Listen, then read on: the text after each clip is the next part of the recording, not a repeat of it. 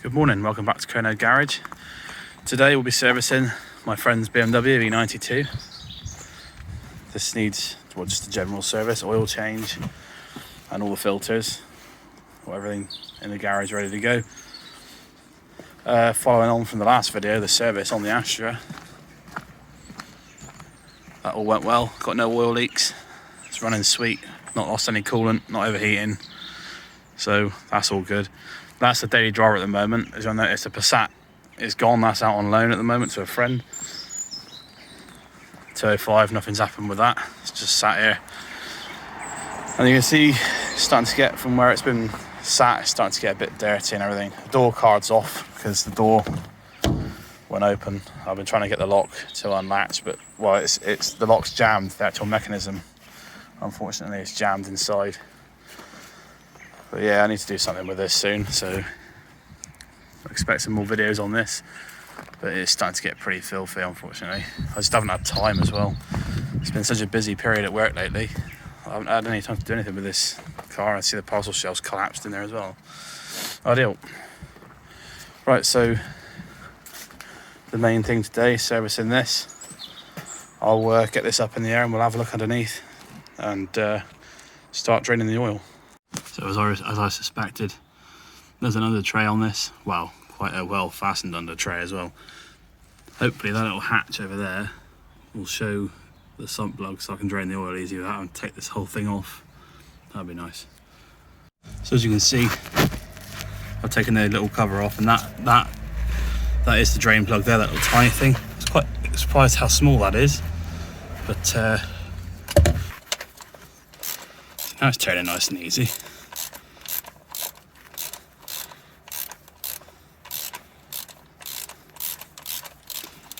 I've got the catch can ready. Oops. Hopefully underneath it. Sorry, there's not an awful lot of space under here for filming and working, unfortunately. Right, so this is going to drop out pretty impressively. Oh, okay, maybe not. But yeah. There we go. Yeah, the oil is quite black, but then again, this is diesel, so that's to be expected. Right, I'm going to drop the car back level so we get everything out. So just like with the Astra service, I've matched up a copper washer to replace the old one. They're about the right size. Just down to the last little trickle of the oil now, that we can get the sump plug back in and torque down. Don't have to go very tight on these with the aluminium sump. Just nip it up. You don't want to pull the threads out of the aluminium sump. They're quite soft. That's the oil all drained out. Now it's time to fill up the fresh oil. Quite a lot of oil in this. I believe it's somewhere around the 7 litre mark. I don't know. I think it's perhaps 5 something. I don't know. I've got the figures in there anyway. But it's definitely more than any of the cars I've got on the drive, actually. It's also weird to see the engine mounted like this, with the front facing this way. I'm used to seeing it transverse. None of my cars are rear wheel drive, so this is quite strange for me. Right, so for oil capacity, we're looking at 5.2 litres, going with 5W40. So I'll put both these bottles straight in, that makes 5 litres, and then I'll measure out another 200ml in my jug. I'm just going to get my funnel a minute so I don't spill in oil all over the place, and I'll fill the oil up. Nice fresh oil going in.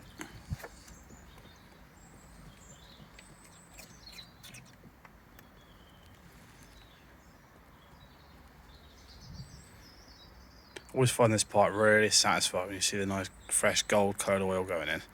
It won't be looking like that for very long in a diesel though. Right, so that's the oil done. Now to do the filters and deal with this bramble that keeps grabbing me out every time I walk past it. There you go. Guess you can see I'm a gardening channel as well now. Right, so the oil filter cartridge is underneath this cover. Shouldn't be that tight. Just remove that. Should be able to get away with undoing it by hand now. There he goes. And that's just going to drop oil everywhere, so I'm going to use both hands to do this. Put some tissue under there to catch any spillage. Right, let's change this filter cartridge. We've got plenty of blue roll on standby in case I drop anything. This should just pull out. like that. Not sure if that needs to go in the car first actually, because it's got a little knob that aligns on it.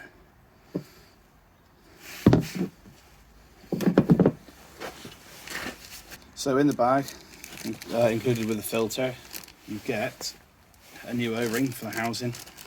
Let's just get that out of the bag a bit.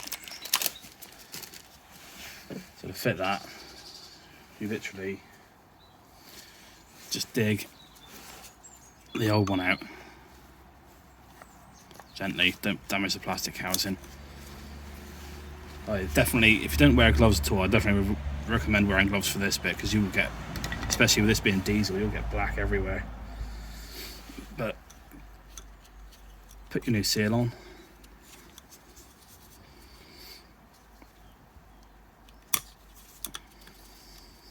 There you go, make sure it's seated all the way in. Get some, before you go fitting the new filter, just stick some old oil. Usually just get your finger on the inside of the housing there, get the oil out, and just go around the seal, make sure it's all lubricated. Doesn't matter if you use old oil on this part, it's just to stop the seal hanging up. Right, that's that sorted, ready to go. Right, so that's that. The filter is back in. Now the filter does locate in a certain way. There's a I'll show you, there's a notch on the actual filter cartridge itself, and that goes into a little hole in the bottom of the filter housing. So I just located the cartridge in the housing and then put the cover on top and pushed it down onto the filter, and that seems to have done the trick. So now I've just got to screw this down. These don't need to be screwed down tight at all, just screw them down to their home, and that should be enough really. If you over tighten them, you will damage it. Make sure it's actually in focus, that'd have been good. Right, so that's the oil filter changed. If you're wondering how this cover comes off, all you've got to do is, you take the oil filler cap off, pull up on it, and undo the two locating knobs at the front, and it just slides forwards. It just sits on these things, these rubber things. It's just fairly easy to remove. So now it's just time to remove the air filter. Relatively easy, there's just 3 metal clips around the edge. And then you just prise this one up with a screwdriver, lift it up and forwards, so that little locator comes out the back, and you can lift it up enough so that you can pull the old air filter out. It's not too bad actually. I've seen a lot worse than that, but this car is due a service sort of based on time rather than mileage, so it's better to get it done. The new one just drops in as the old one came out. I didn't film that because I needed both hands to put it in, but putting this cover back on, it's just a case of, hang on, yeah, pushing that back in down the bottom there, that lug there. I'm probably gonna need 2 hands to do this, and getting those clips back on, clipping that in. So next up is the diesel filter, which is unfortunately underneath this cover here. So it's held on with these 8mm bolts. There are several of those, probably 5 or 6, probably a bit more actually. Luckily, I've got the Sealy electric ratchet. They're 8mm bolts, if I'm correct. Yes, they are, ideal. So yeah, these are 8mm bolts.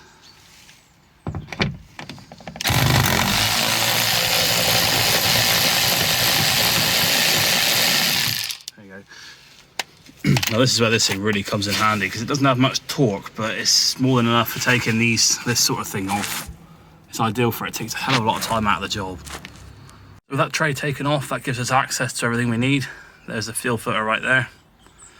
Now it's just snap rings at that end that hold that. I think that's the fuel pressure regulator. Holds that on there. Could be a fuel pump as well actually, look at it. And this end you've got a Jubilee clip that holds the clean side of the diesel, and then it's just a clamp around the outside of it that holds it in place. So let's get on to replacing that. Right, so that's the diesel filter disconnected. See, that's been disconnected from there. It's just a snap ring holding it on that side. You've got a clamp with a 13mm head which holds the filter in place, and this single Jubilee clip here. I'm just letting it drain out a minute. Yeah, have a catch cam ready because you are going to get diesel spillage. Right, sorry about the dodgy camera angle. but refitting the fuel filter is the same as removing it. You line that mark up on there with the little notch on the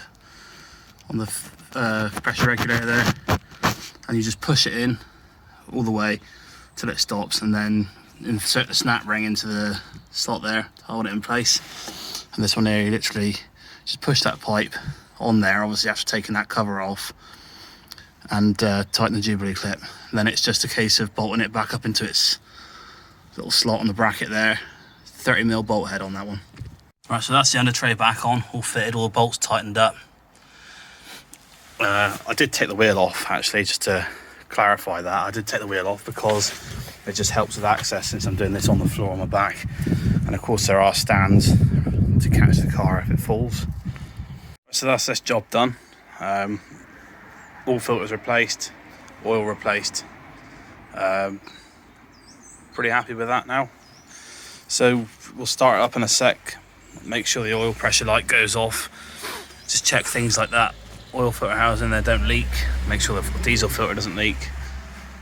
And yeah, so the fuel system should self-prime after the diesel filter has been replaced, so there's no need to worry about priming it.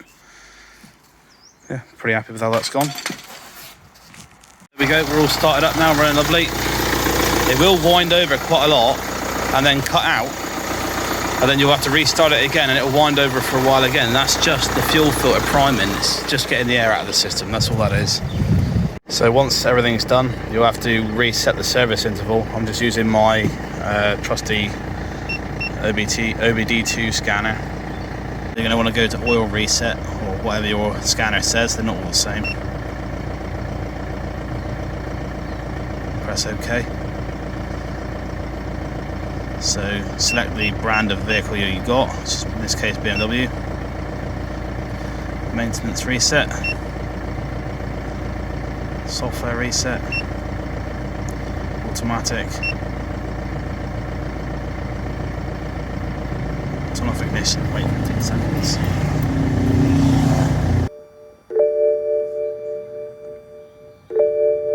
It's going to make the noise because the door's open. So that's that done anyway. The BMW is finished, ready to go back to its owner. The next job that I'll be putting on the channel will be the rear engine mount for the Passat, because that's gone. I'm getting a knocking sound when changing gear. Well, yeah, it's got to be that. But yeah, thanks for watching. Leave a like if you thought it was alright, dislike if you didn't like it. I need well, any feedback is good feedback. So yeah, I look forward to seeing you in a future video. Farewell.